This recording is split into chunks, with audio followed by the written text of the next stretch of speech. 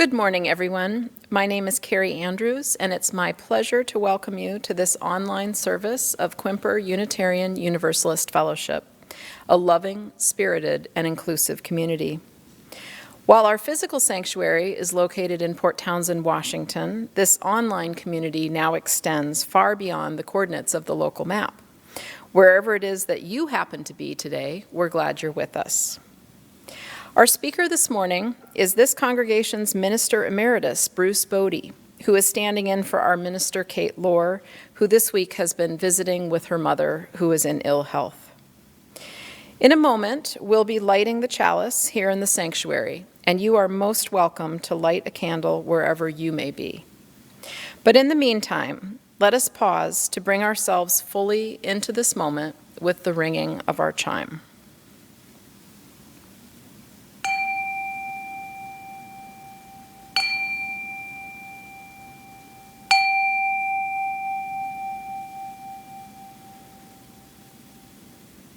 It is good to be together. I'd now like to invite Katy Taylor and Heidi Mattern to lead us in our call to community, Tending the Spark by Heather Houston. Please join us in singing this beautiful call to community, Tending the Spark by Heather Houston.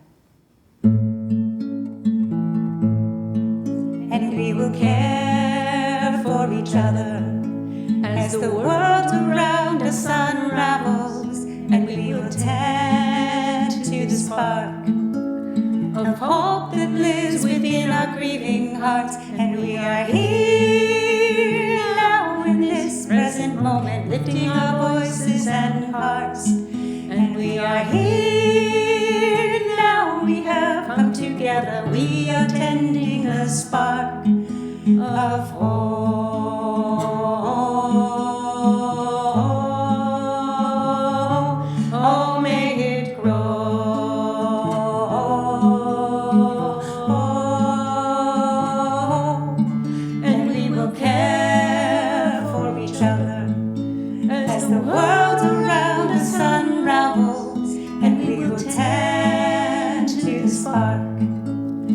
Hope that lives within our grieving hearts. And we are here now in this present moment, lifting our voices and hearts.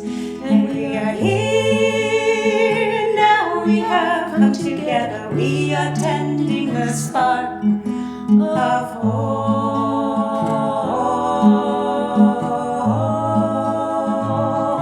Oh, may it grow.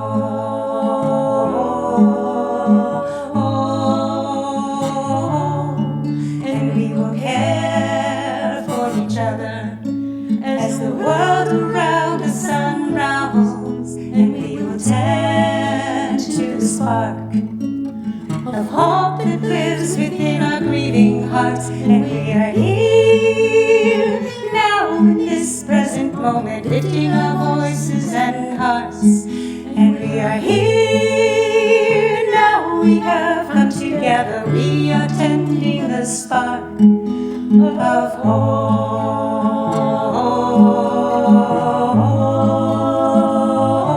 Oh, may it grow,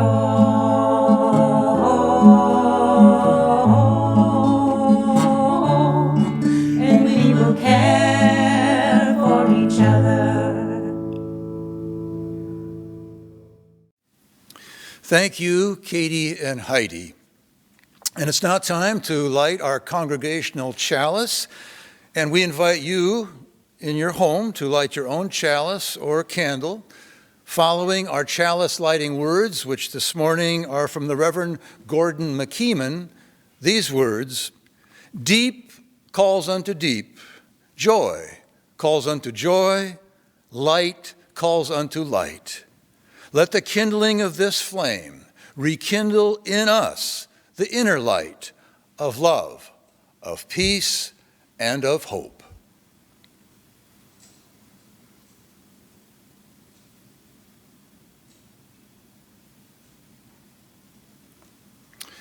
Our opening words for today's service are a prayer of the Unitarian minister and author, the Reverend Robert Levins, who lived from 1878 to 1961.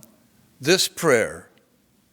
Holy and beautiful the custom which brings us together in the presence of the Most High, to face our ideals, to remember our loved ones in absence, to give thanks, to make confession, to offer forgiveness, to be enlightened, and to be strengthened.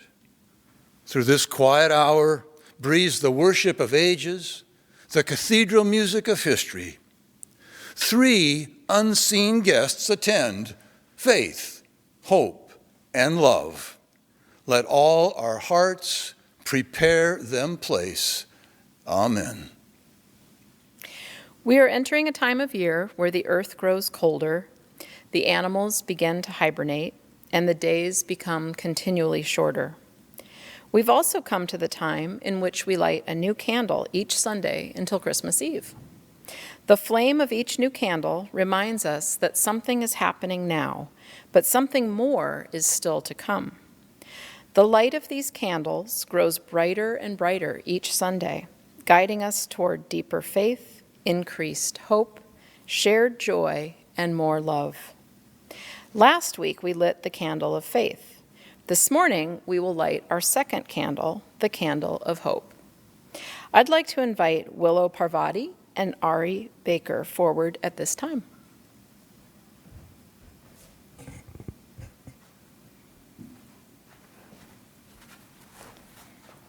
We light the second candle for hope, for strength and courage, dreams and visions, for caterpillars and seeds, for new days and new ways, for all the things that help us choose to keep going and doing what we know to be right and true.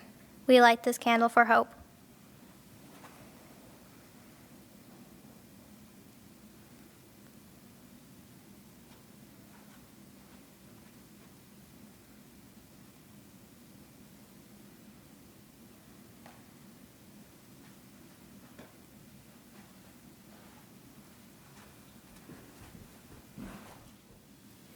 Thank you, Willow and Ari. We now invite Beau Ohlgren, our Director of Family Ministry, to share our time for all ages. Good morning, everyone, and happy December. Shaggington and I are very excited about this season, and Shaggington even got dressed up specifically for today being Hope Sunday. Bruce is going to be talking about a myriad of different ways that hope can be interpreted, and I wanted to focus on one specific aspect of hope, which is that it's kind of like trust. Hope can be like trust because it's trust in one another and trust in the cycle of things and trust that there are bright days ahead of us.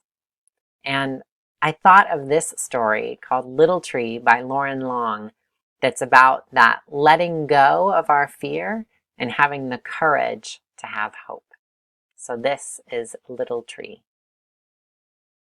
Once there was a little tree filled with little leaves, who was surrounded by other little trees who had little leaves of their own.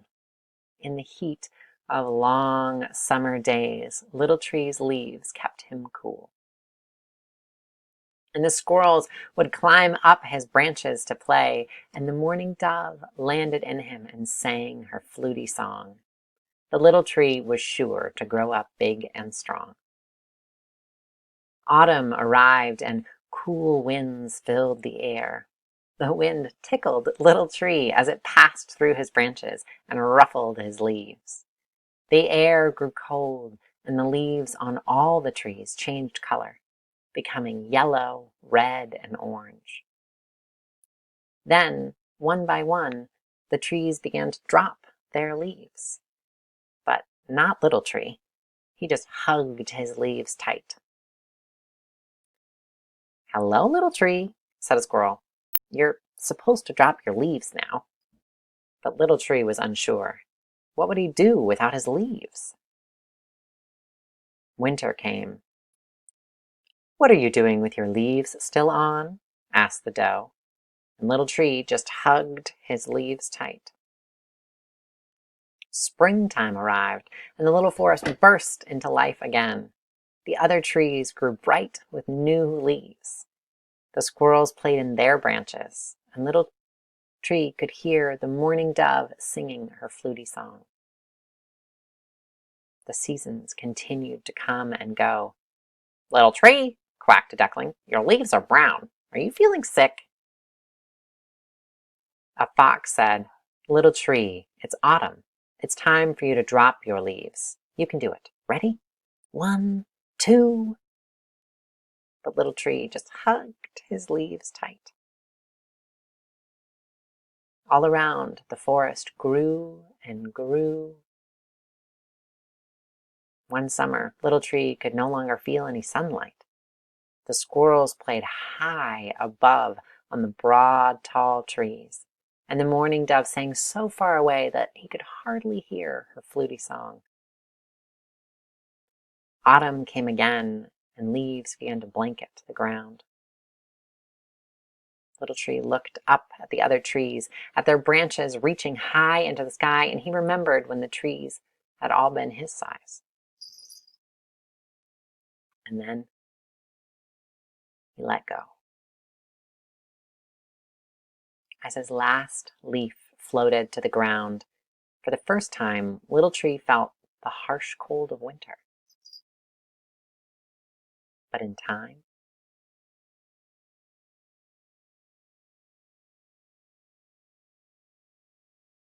something happened. Once there was a little tree.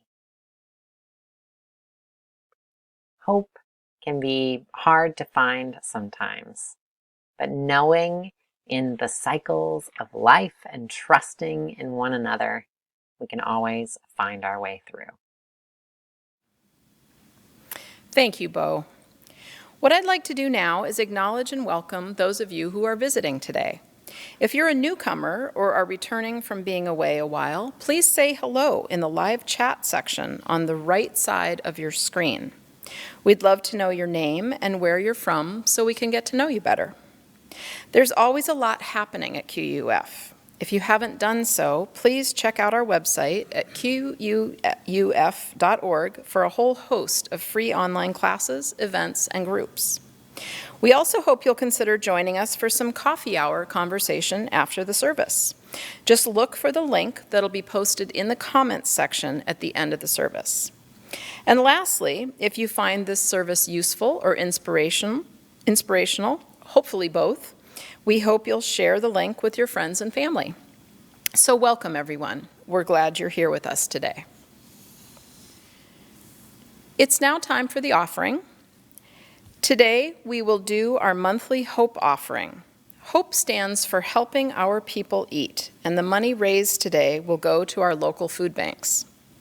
If you'd like to make a donation to this worthy cause, you have 3 options. Text the amount you'd like to give to the number now showing at the bottom of your screen. Go to QUUF and click on the word Giving, or simply mail a check to QUUF. We will now gratefully receive your offering as we listen to the offertory song, Bells of Norwich. This song is related to another song we will hear in a few minutes, titled All Will Be Well, a song addressed to the 14th century Benedictine Christian mystic Julian of Norwich. Bells of Norwich is performed by Paula Lalish on the harp, Kristin Smith on the violin, Otto Smith on the concertina, with vocals by all 3 of them. Ida Domazlicki produced the video.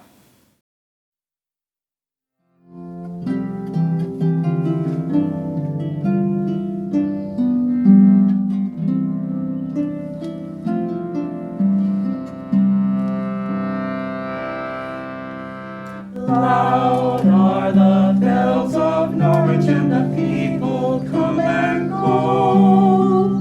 Here by the tower of Julian, I'll tell them what I know. Ring out, bells of Norwich, and let the winter come and go. All shall be well again, I know.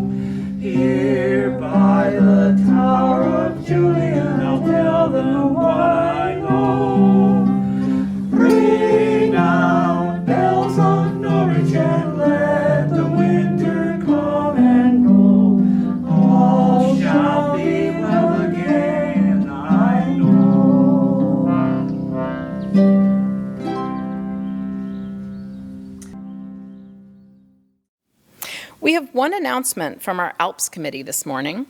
If you had an idea for an adult learning programs course and couldn't submit it due to technical errors, or if you just missed the deadline, don't worry. We are extending the deadline for proposals to December 7th. We would love to have you teach an ALPS course or take us on a virtual field trip and share your knowledge and passion with us. Thank you, Paula, Kristin, and Otto. It's time now to share in our joys and sorrows ritual. Earlier in the service, two of our children, Willow Parvati and Ari Baker, lit the candle of hope. And in my sermon this morning, I will be speaking about the kind of hope that can anchor us in all kinds of weather, but particularly in times of sorrow and anxiety. And so we begin today's Joys and Sorrows ritual by turning toward that sorrow and anxiety, recognizing, acknowledging, and attending to not only our own individual and community sorrows and anxieties, but also the sorrows and anxieties of the world that weigh us down, constituting an anchor of another kind. So this first stone we place symbolizes for us not any particular sorrow, but the sorrows of the world itself that lie heavy upon us, that each of us feels, that each of us must learn to carry and bear in our own way.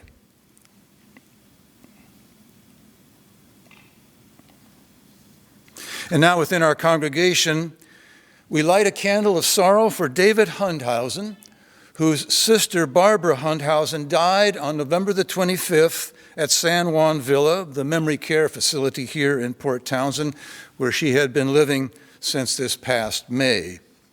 Born and raised in Milwaukee, Wisconsin, Barbara moved here in 2008, 2 years after Pat and David had moved here. Barbara was a dog lover, a quilter, and a gardener, and she will be missed by her family and friends. Per her wishes, there will be no memorial service.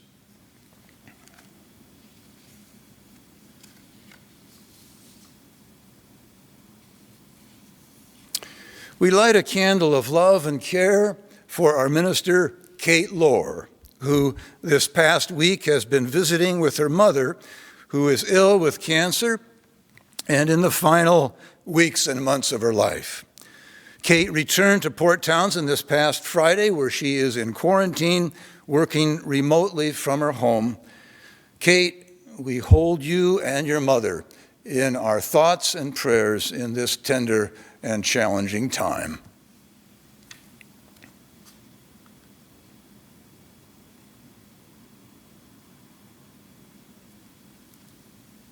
Nan Toby Terrell asks that we light a candle of joy for, quote, the hope that my eye surgery this coming week, Monday, will be successful and give me better vision to see the beauty surrounding me. Nan thanks Kathy Stevenson for driving her to her surgeon and for all of her support.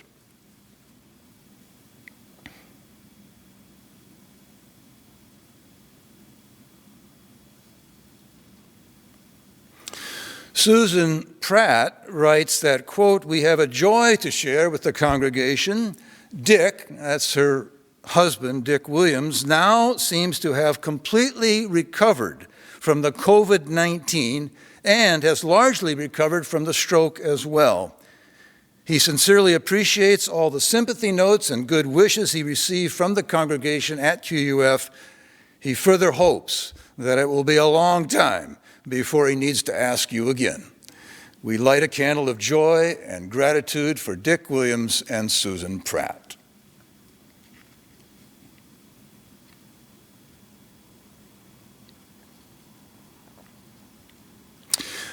Victoria Pursley would like to send return gratitude to all the work and caring that Kate Lohr, the pastoral care team, and the covenant groups have made during Thanksgiving with their deliveries of wonderful gifts. She says that it raised my spirit, especially since I was feeling a little low. This COVID thing is for the birds. We light a candle of gratitude on behalf of Victoria.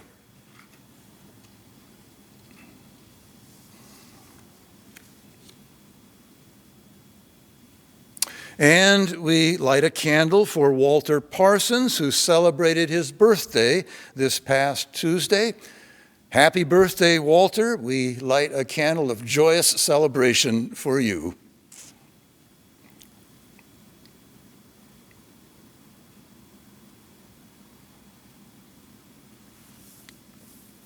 And now we place a final stone, holding in our hearts the joys and sorrows that have been called to our attention, but also thinking of such joys and sorrows among us that are unexpressed, but of no less importance. May we have a heart of compassion for those in pain and sorrow, and a heart that rejoices with those who rejoice. I invite you now into a moment of silence, which will be followed by a musical response performed by Pat Rodgers.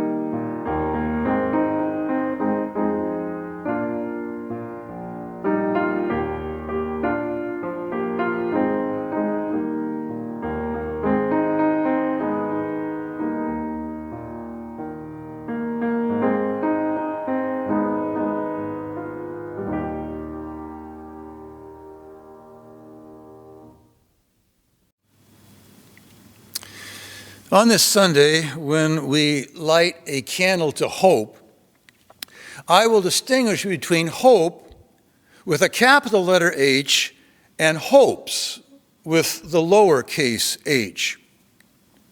Hope with a capital letter H transcends hopes. Hope with a capital letter H is like the fulcrum or center point of a teeter-totter, with hopes, lowercase h, comparable to the seats on either end of the teeter-totter board, which go up and down depending on the weight of the given circumstances. Or, to use the image of my sermon titled The Anchor Point, hope, capital H, is like the vertical line to the anchor of a ship in the sea, whereas hopes, lowercase h, are like the surface waves that rise and fall. To get a bit philosophical, hope, capital H, participates beyond time and space in the transcendent, eternal, infinite, vertical dimension of reality, and is a primary expression and manifestation of that dimension, whereas hopes, lowercase h, participate in the finite and fluctuating horizontal time and space dimension of reality. To know hope in its transcendent vertical dimension is thus to be connected to an anchor that can steady us in all kinds of weather, hold us firm as hopes rise and fall. In relation to this transcendent vertical dimension of hope, I'm going to read a piece that I shared several times in services when I was in the role of minister with you here at QUF. It's a piece by Václav Havel philosopher, writer, and former president of the Czech Republic who died in 2011 at the age of 75. In an underground interview from 1986, the question was put to him, now this was 3 years before the fall of the communist dictatorship in Czechoslovakia. The question was put to Václav Havel, do you see a grain of hope anywhere in the 1980s? Václav Havel responded as follows. He said, I should probably say first that the kind of hope I often think about, especially in situations that are particularly hopeless, such as prison, I understand above all as a state of mind, not a state of the world. Hope is a dimension of the soul, an orientation of the spirit, an orientation of the heart. It transcends the world that is immediately experienced and is anchored somewhere beyond its horizons. I feel that hope's deepest roots are in the transcendental, just as the roots of human responsibility are, though of course I can't, unlike Christians, for example, say anything concrete about the transcendental. An individual may affirm or deny that his or her hope is so rooted, but this does nothing to change my conviction, which is more than just a conviction, it's an inner experience. The most convinced materialist and atheist may have more of this genuine, transcendentally rooted inner hope than 10 metaphysicians altogether. Hope in this deep and powerful sense, he says, is not the same as joy that things are going well, or willingness to invest in enterprises that are obviously headed for success, but rather it's an ability to work for something that is good, not just because it stands a chance to succeed. The more unpropitious the situation in which we demonstrate hope, the deeper the hope is. Václav Havel continues, hope is definitely not the same thing as optimism. It's not the conviction that something will turn out well, but it's the certainty that something makes sense regardless of how it turns out. In short, he says, I think that the deepest and most important form of hope, the only one that can keep us above water and urge us to good works, and the only true source of the breathtaking dimension of the human spirit and its efforts, is something we get, as it were, from elsewhere. It is also this hope above all, which gives us the strength to live and continually to try new things, even in conditions that seem hopeless as ours do here and now. This from Václav Havel. And now I'd like to introduce the song that will serve as the centerpiece for today's service. 6 years ago, on this very date, December 6, 2015, our choir, for its choral anthem, sang the song, All Will Be Well. This is a song that was composed and performed by the Reverend Meg Barnhouse and her partner, Kaya Hartwood, and then it was converted into a choral anthem by Kaya. And it's a song, along with its background story, that gives voice to the anchor reality of hope, which I'll be speaking about in my sermon.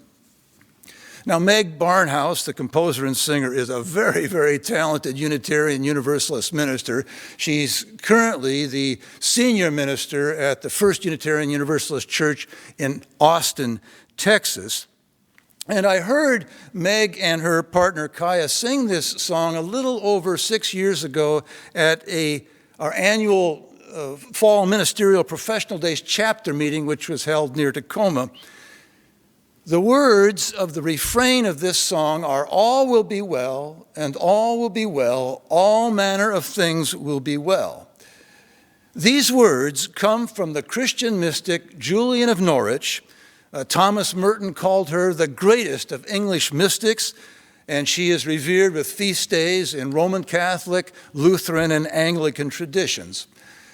Julian's dates are thought to be 1342 to 1416, and this was a time in England and in Europe in general when plague epidemics were rampant. And it's believed, too, that Julian, at about age 30, fell victim to the plague.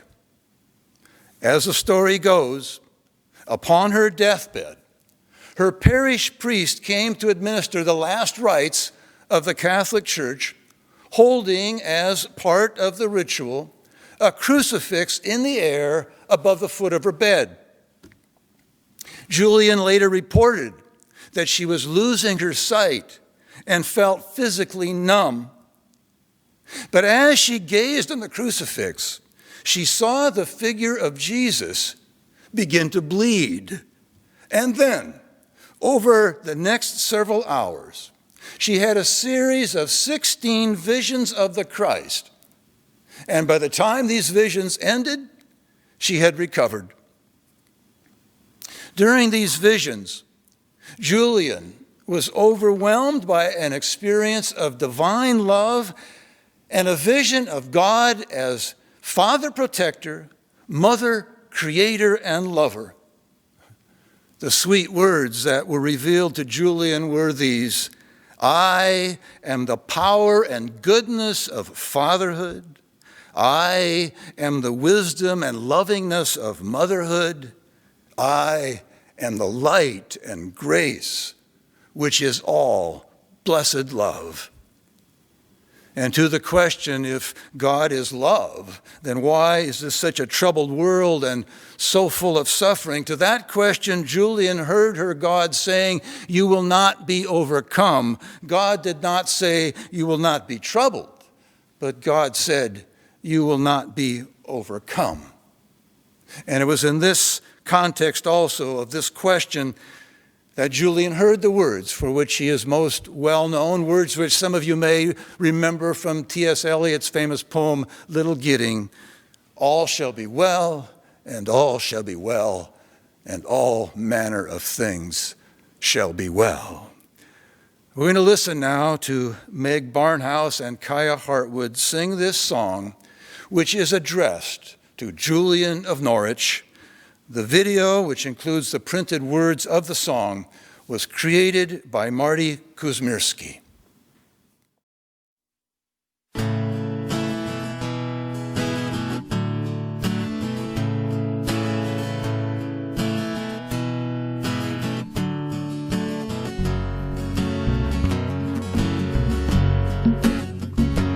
I said, Julian, you are holy, you are holding my hand, and Julian, you are holy, you are holding my hand. She said, all will be well, all will be well, all manner of things will be well. I said, Julian, do you not know about sorrow? And Julian, do you not know about pain? And I said, Julian, do you not know about hunger? And Julian, do you not know about shame? But she said, all will be well, all will be well, all manner of things will be well. I said, Julian, do you not know about loneliness? And Julian, do you not know about disease? And I said, Julian, do you not know about cruelty? I said, Julian, it's too much, it brought me to my knees. But she said, all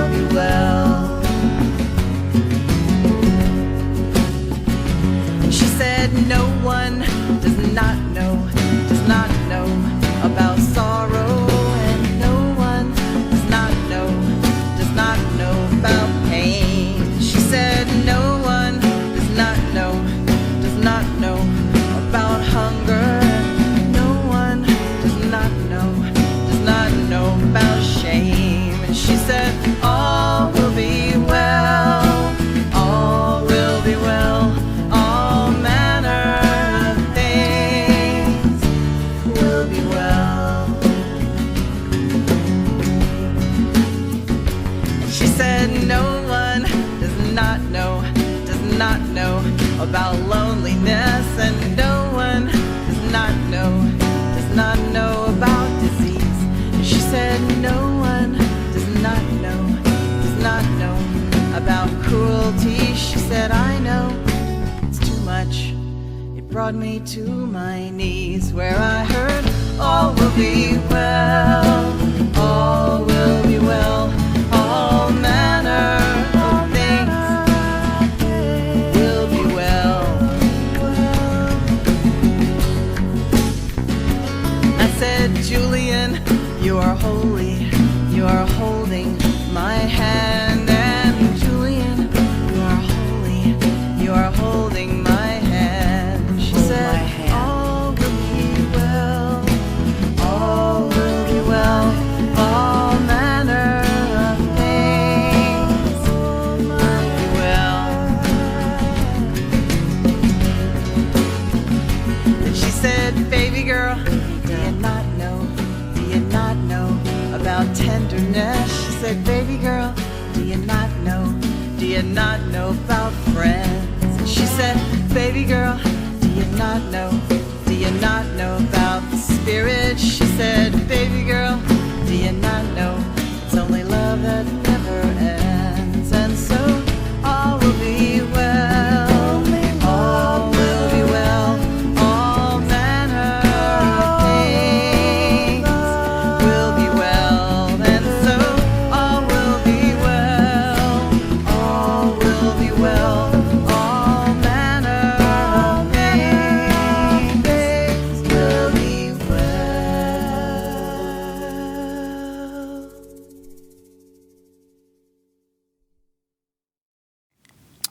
I'll begin my sermon message by briefly walking with you through the text of this song that we just heard, and then I'll provide some deeper analysis of the issue that I see being brought forward in it. In this song, Meg Barnhouse, composer and lyricist, is involved in a kind of interior dialogue that addresses what is perhaps the most basic existential question of our human reality, namely, given life's often horrific conditions, is it worth the living? The composer addresses herself to this question through a conversation with the well-known words of a revered figure, the 14th century Benedictine Christian mystic Julian of Norwich. Addressing Julian, she says, Julian, you are holy. You are holding my hand. But Julian, I have a serious question for you, something I truly don't understand. For how can you say that all will be well and all will be well and all manner of things will be well? Are you naive? Are you in denial? Are you being disingenuous? For Julian, don't you know about sorrow? And don't you know about pain? And don't you know about hunger? And don't you know about shame? And Julian, don't you know about loneliness? And don't you know about disease? And don't you know about cruelty? Julian, what am I missing here? Because these things have brought me to my knees. So that's the question that Meg Barnhouse brings to this revered Catholic English saint from hundreds of years ago. And now, the author's interior Julian gets a chance to answer. And she replies, actually, Meg, I do know about all the things that you are crying out about. I do know about sorrow, and I do know about pain, and I do know about hunger, and I do know about shame, and I do know about loneliness, and I do know about disease, and I do know about cruelty. And you know, dear Meg, these things also brought me to my knees. And it was there on my knees that I heard the words, all will be well. Not when things were actually going well, but in the midst of my despair and in my greatest weakness. It was there, dear Meg, it was there, baby girl, where I heard these words. And it was there that I learned the deeper meaning of tenderness and the larger value of friendship and the creative activity of the Spirit and the eternal nature of love. These words, dear Meg, all will be well, and all manner of things will be well. These words were given to me in my darkest hour, and they came to me from a place beyond myself, from a place beyond my present understanding and awareness. So, this is what I see going on in the text of this song. The composer is in an interior dialogue with herself about the nature of our reality through the words of this revered and saintly historical figure. Now, when Meg Barnhouse introduced this song at the ministerial conference that I referred to earlier, she said that when she first heard these words, all will be well, all manner of things will be well, she thought they were ridiculous. And she got into an argument with the saintly Julian of Norwich. How could she possibly say such a thing? But then Meg Barnhouse said, in learning a little bit more about Julian's life and her suffering, she paid more attention. Now let's look a bit further into the question and the answer that this song puts before us, because this question, as I said, is about as basic as it gets. Given the conditions of life that we become aware of, can we affirm it? Can we find it good and worth the living? We and all creatures come into life with a natural affirmation of it. Every living thing wants to live and develop itself and to be what it potentially can become. The threefold urge, as philosopher Alfred North Whitehead puts it, to live well, and to live better. With us humans, however, there comes into play an evaluative function that is born out of our evolutionary history and the development of the neocortex in the forefront of our brains, so that we now have the capacity to stand apart from life and to judge it. The world that we at first so naturally and instinctively embraced is now questioned, judged, and often found to be wanting. This is the fruit that we have picked from the tree of the knowledge of good and evil in that mythological Garden of Eden.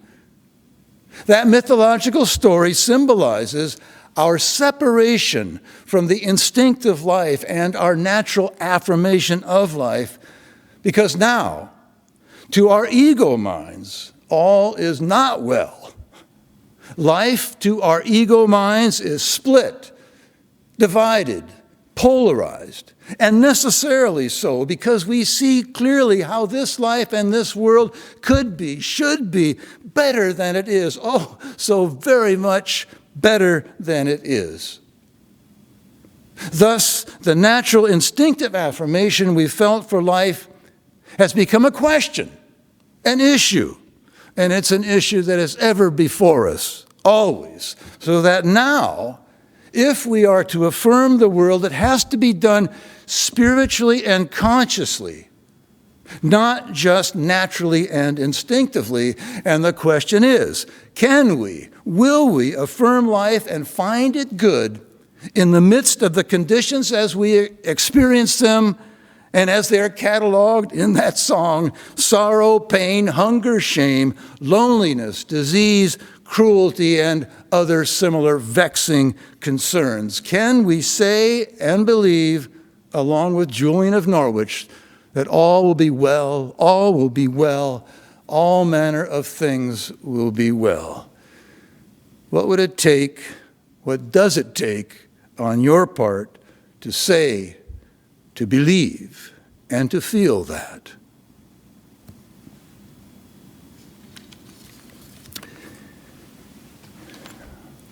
At the same ministerial conference where I heard this song, I talked with my roommate, Mark Gallagher. For many years, he was the Unitarian Universalist minister of the Vancouver congregation, Vancouver, Washington. And he and I talked about the meaning of this song and the realization in it that all will be well. And Mark said three things that struck me and that I thought were very insightful. First, he said that it's under deep distress that we are more likely to have this breakthrough realization that all is well, rather than in the normal course of things. And why? Because in our normal everyday lives, we are always trying to adjust things, always trying to fix things and make them better. But when we are brought to our knees and forced to surrender our will, the judgments of our ego are knocked out, and a deeper, larger, and more primal source of life and being is then made more available to us. Secondly, my colleague said, somewhat surprisingly to me, that this breakthrough realization is no great achievement. It only seems to be a great achievement, he said, because we don't typically live with the realization that all is well. We live instead with the sense that all is not well. And then thirdly, and most interestingly to me, my colleague said, it's not that all things will be well, but that they are already well, and it's just that we don't see it. Julian's words, he said, are really saying all is well. All manner of things are already well. It's not some future state we're talking about, but it's a present state of consciousness and awareness that is always available to us and out of which we can always live. And this then brings me and puts me in touch with the transcendent dimension of hope, of which I spoke in the introduction to my reading from Václav Havel. I see in this transcendent vertical dimension of hope three features. First, hope, capital H, is a basic and essential attribute or feature of all being, part of the basic urge and surge and push and energy of being. Hope has to do with the power of being to be. It has to do with the power of being to continually overcome non-being. This is the power, by whatever name we call it, that has birthed us, the source from which we have come and out of which we are always a part. It's the infinite, unoriginated, forward-pushing creativity that is at the heart of all being and in the center of every cell. It's the limitless, immeasurable resourcefulness that evolves and dissolves solar systems, galactic systems, and even whole universes, and which rolls through all things and at all times. And when this basic urge of propulsion evolves into creatures like us with language, we English speakers name it hope, capital H. Hope has to do with our basic affirmation of life and being, the imaginative power in creation that in us humans produces individual hopes and dreams. Then secondly, hope in this deep sense is the energy that enables us to pursue these dreams and individual hopes. It's the energy that attaches itself to visions, goals, and purposes and provides the power to work toward those ends, to devise plans, to create strategies. And have you yourself not felt yourself at times pulled by a dream, a vision, a goal, some possibility, swept along, drawn along in enthusiasm, in anticipation, in strength, and in joy. This too belongs to hope. And then thirdly, this transcendent vertical understanding of hope enables us to go on when particular hopes are dashed. The nature of reality is such that each individual form, including ourselves and this precious earth, will at some point cease to be. One needs to be inwardly prepared for such losses so much as one can be prepared, and be willing to grieve for those dashed hopes and dreams.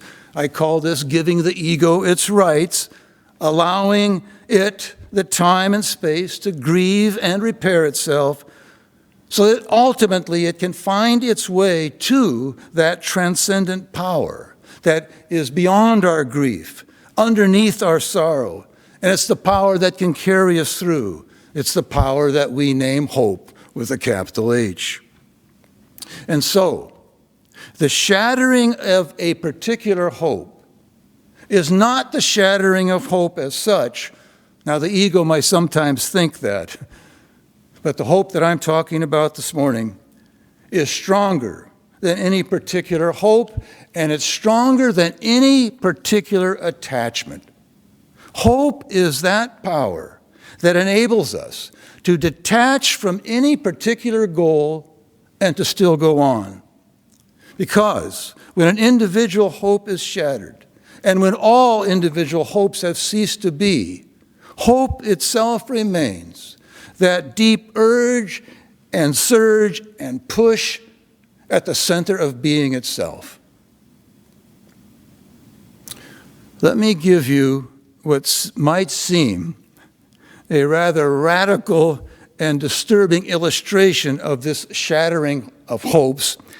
And this comes from mythologist and scholar of world religions, Joseph Campbell. Shortly before his death in 1987, in what, as I recall, was his last public appearance, esophageal cancer was shortly to end his life.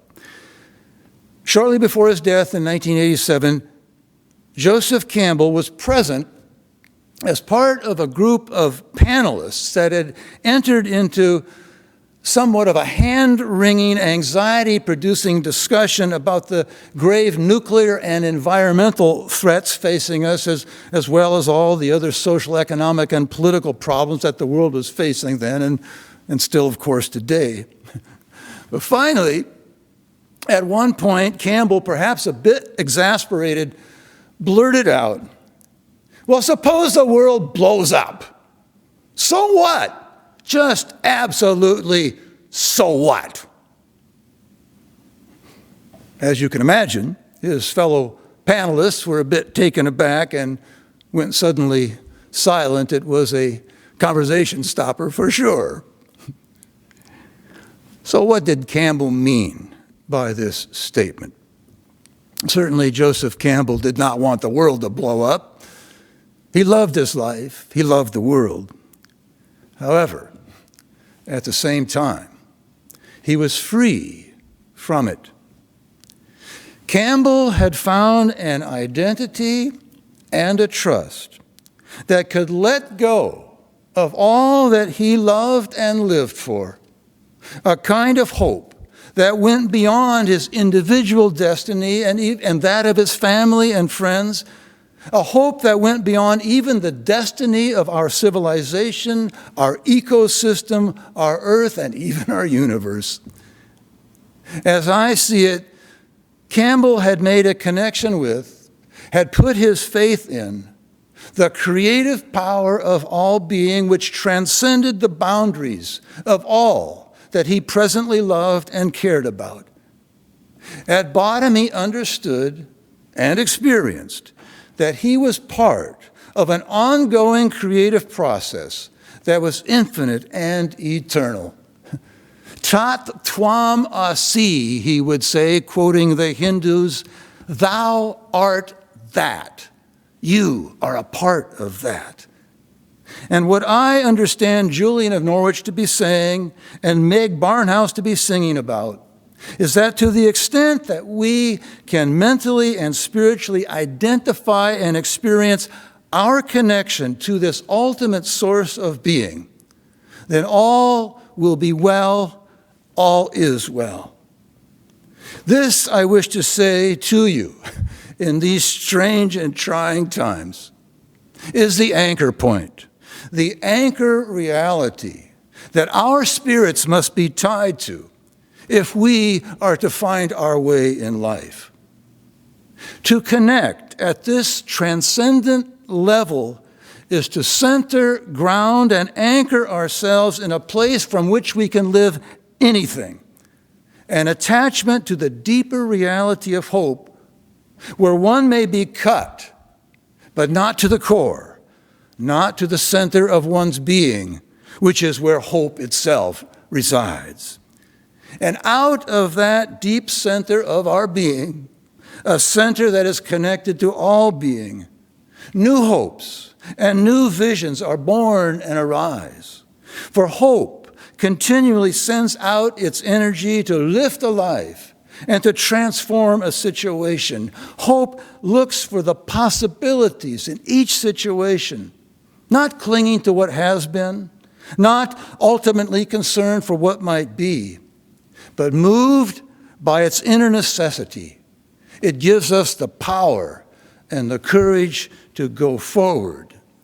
It's to that understanding of hope that I would light a candle this Sunday morning, and that is also the kind of transcendent hope that poet Emily Dickinson discovered, comparing hope to a little songbird singing its tune deep within her, never stopping, never tiring, always singing. Hope is the thing with feathers that perches in the soul and sings the tune without the words and never stops at all. And sweetest in the gale is heard, and sore must be the storm that could abash the little bird that kept so many warm. I've heard it in the chillest land and on the strangest sea, yet never in extremity it asked a crumb of me. For our closing musical selection, we will hear the virtual choir singers of the East Tennessee Children's Choir and the Emory, Virginia Children's Choir sing, "Hope is the Thing with Feathers."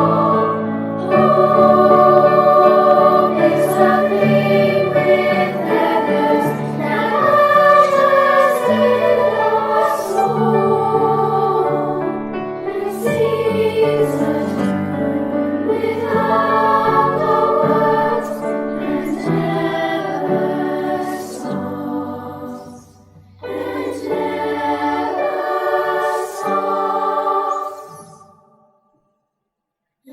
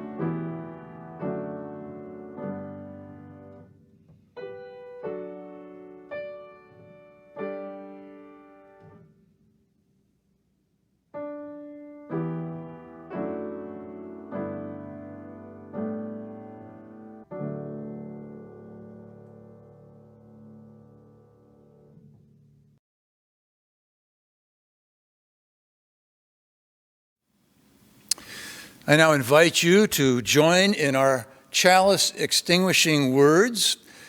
We extinguish this flame, but not the light of truth, the warmth of community, the fire of commitment, or the power of transformation.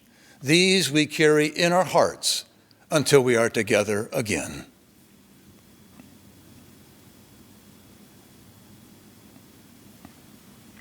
And thank you, everyone, for joining us today. I hope you'll join us for our virtual coffee hour, the link for which is now in your live chat section.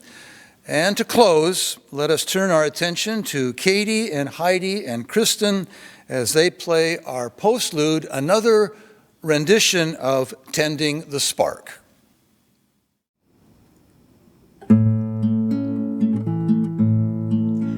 We will care for each other as the world around us unravels, and we will tend to the spark of hope that lives within our grieving hearts. And we are here now in this present moment, lifting our voices and hearts. And we are here now, we have come together, we are tending the spark of hope.